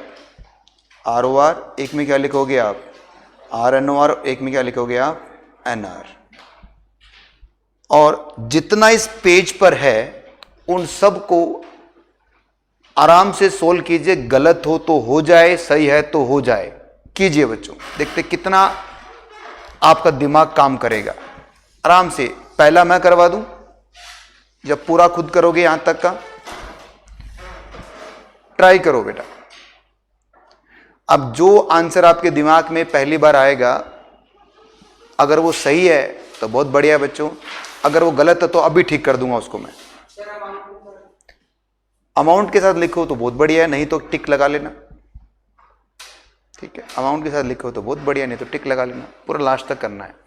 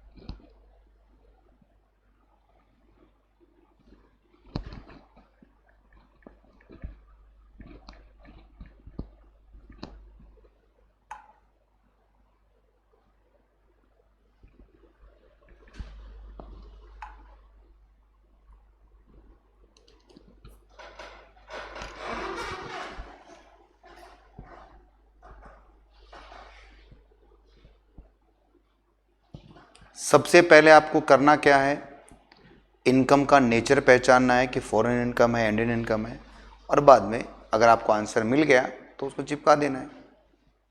करो।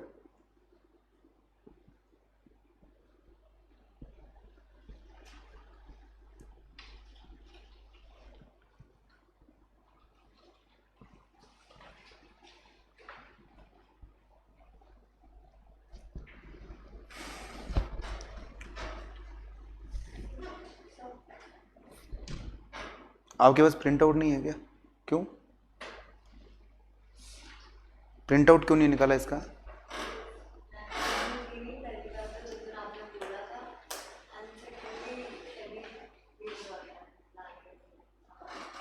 प्रिंट आउट हैवी हो जाता है, यहीं छोड़ दिया करो, रख दिया करो साइड में कहीं। कौन लेके जाता है यहाँ से? घर पे जाके वैसे भी तो पढ़ना नहीं होता, वापस यहाँ पे 10 बजे आ ही जाना है, यहीं पढ़ना होता है, पढ़ लिया करो यहीं पे।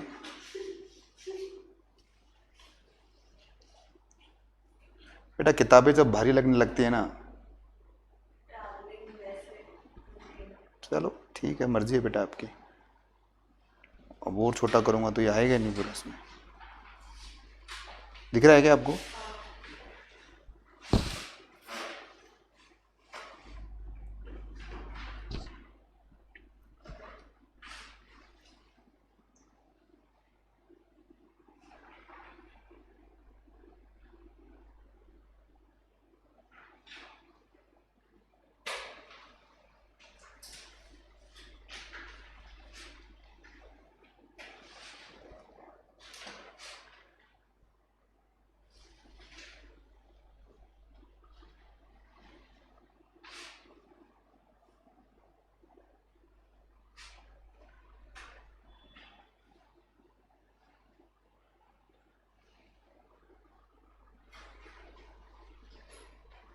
हाँ भाई, हो गया?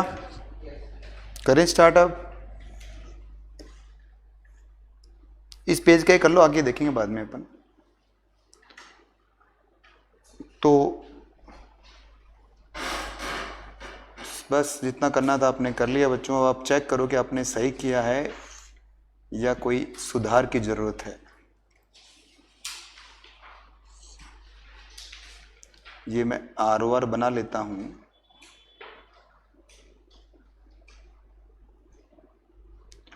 ये NOR बना लेते हैं।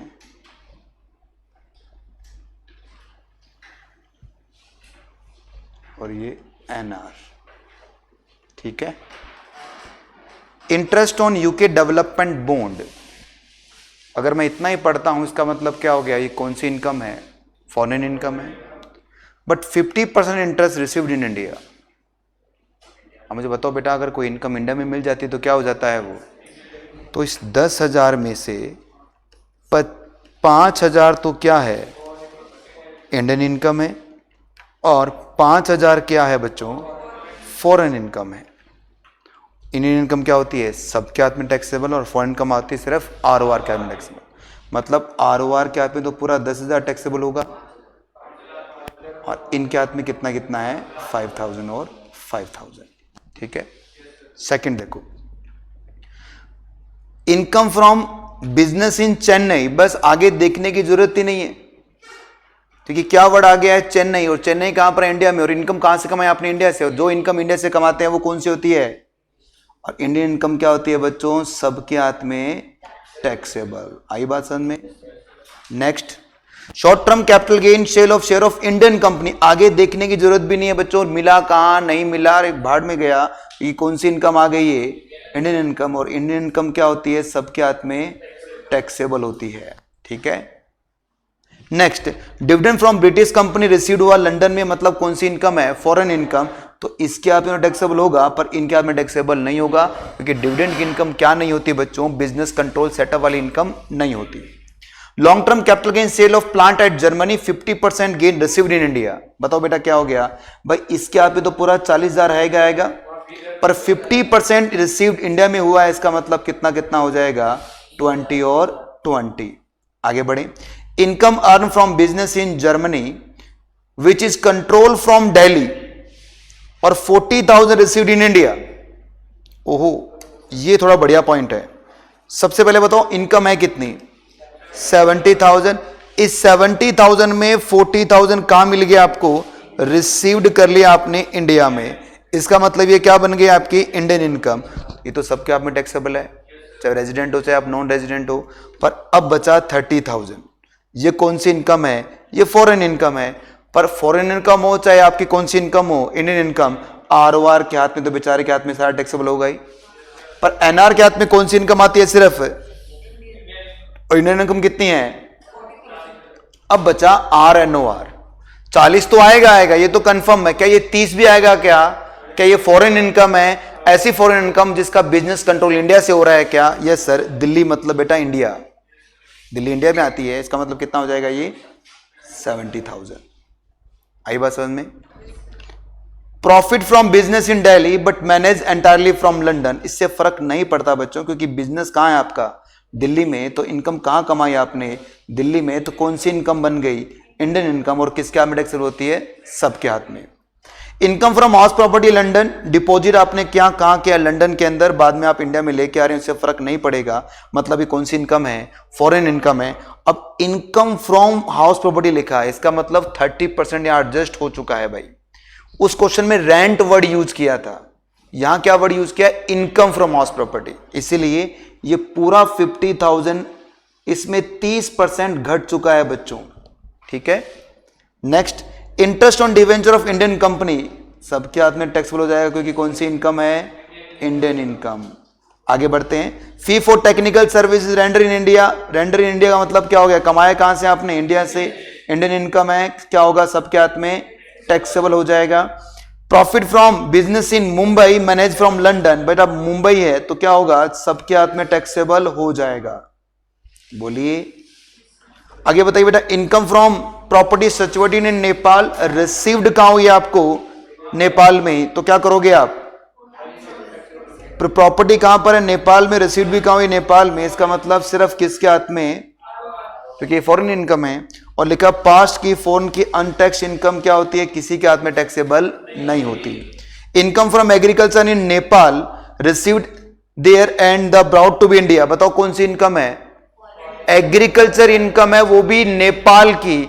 और नेपाल की एग्रीकल्चर इनकम टैक्सेबल है भाई, इंडिया वाली एग्रीकल्चर इनकम एग्जेम्प्ट है। इसका मतलब ये एक नॉर्मल इनकम है बच्चों। और ये कौन सी इनकम है, फॉरेन इनकम है, इसलिए किसके हाथ में टैक्सेबल होगी, सिर्फ आरओआर के हाथ में, इनके हाथ में टैक्सेबल नहीं होगी। आई क्या बात समझ में। अगला बताओ, income from business in Kenya, ये इंडिया में नहीं है, ये अलग कंट्री है बच्चों एक। और जो सेटअप कहां पर है उसका, इंडिया में। रिसीव्ड कहां हुआ है बच्चों, आपने वहीं पर किया, और खर्चा कहां किया आपने, इंडिया में। इसका मतलब ये तो कंफर्म हो गया कि सर ये इनकम कौन सी है, फॉरेन इनकम। तो 5,000 यहां तो टैक्सेबल होगा, यहां टैक्सेबल नहीं होगा। पर बताइए क्या आर एन आर का टैक्स हो जाएगा क्या, यस सर, क्योंकि बिजनेस कंट्रोल कहां से हो रहा है, इंडिया से हो रहा है। हटा दूं इसको। और इसके बाद में क्या बचा भाई, गिफ्ट रिसीव्ड हुआ आपको वेडिंग पर, ये एग्जाम्प्ट है बच्चों। क्यों एग्जाम्प्ट है, सेक्शन पढ़ेंगे, सेक्शन 56 to 10। आगे जाके जब मैं इनकम फ्रॉम अदर सोर्सेज पढ़ाऊंगा तो वहां इस पर डिस्कस करेंगे कि क्यों एग्जाम्प्ट होता है। और लास्ट में लिखा हुआ बच्चों यहाँ पर, interest on saving bank SBI. बताओ एसबीआई कहाँ का है, इंडिया का है। तो कितना कितना आ जाएगा, तीनों के हाथ में 12,000 आ जाएगा। ठीक है। और इसके बाद और क्या लिखा हुआ भाई, इनकम फ्रॉम बिजनेस रशिया, कौन सी इनकम है भाई, फॉरेन इनकम है। ठीक है। कंट्रोल कहां से हो रही है, रशिया से ही। तो किसके हाथ में आएगा, सिर्फ आरओआर के हाथ में आ जाएगा 20,000, इन तीनों के हाथ में नहीं आएगा। और dividend from Reliance petroleum limited, Indian company है, तीनों के हाथ में कितना कितना आ जाएगा, 5,000 आ जाएगा। और एग्रीकल्चर इनकम फ्रॉम लंड, तो ये तीनों के हाथ में नहीं आएगा। आई क्या समझ में। बहुत सारे एडजस्टमेंट थे बच्चों, देखा जाए तो खूब सारी प्रैक्टिस हमने की है। अभी तक मैंने इसका रूल्स अब थोड़े से लिखवाए हैं अभी आपको, पर अभी करेंगे चर्चा इस पर। कल हमारी क्लास नहीं रहेगी, आपके पास मैसेज आया होगा या नहीं आया बता दूं आपको मैं। कल सिर्फ मेरी क्लास नहीं रहेगी, बाकी जो क्लास एज यूजुअल आपकी चलेगी। ठीक है। क्यों नहीं रहेगी, क्योंकि मुझे सिर्फ एक दिन और लगेगा इस चैप्टर के अंदर, उसके बाद में नया बैच में कुछ 2-4 नई एंट्री आनी है, वो आ जाएगी, समझ रहे हो आप। तो इसलिए मैंने एक दिन और डिले करवाया, कोई बात नहीं, क्योंकि फिर उसके बाद नया चैप्टर जब स्टार्ट हो गया तो फिर वो नई एंट्री उसमें एंटर नहीं कर पाएगी। तो वैसे भी सैटरडे है, थोड़ा जल्दी निकल लेना घर पे आप लोग, ठीक है। तो मंडे और ट्यूसडे 2 दिन में इस चैप्टर को हम पूरा कर लेंगे, विद क्वेश्चंस के साथ पूरा करवा दूंगा आपको मैं, फिर वेडनेसडे से हम नया चैप्टर स्टार्ट कर लेंगे, ठीक है। तो ये जो क्वेश्चन मैंने अभी आपको करवाया है, इस क्वेश्चन को आप फिर से घर पे एक बार करेंगे। होमवर्क में आपका यही है आज, आप इसको एक बार फिर से, यही क्वेश्चन, सिर्फ एक क्वेश्चन करना आपको, इसको फिर से करेंगे, समझेंगे, कोई दिक्कत आएगी तो आप मुझसे पूछेंगे। तो आज के लिए इतना ही। हैप्पी कृष्ण जन्माष्टमी सबको, जय श्री कृष्णा, बाय बच्चों।